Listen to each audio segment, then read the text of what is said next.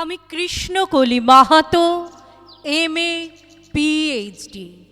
আমার গা অমাবস্যা, আমার চুল মেষপালকের ফাল্গুন, আমার পিঠ সাঁওতাল পরগনা, আমার দুটো থাই, একটা বাঁকুড়া একটা পুরুলিয়া।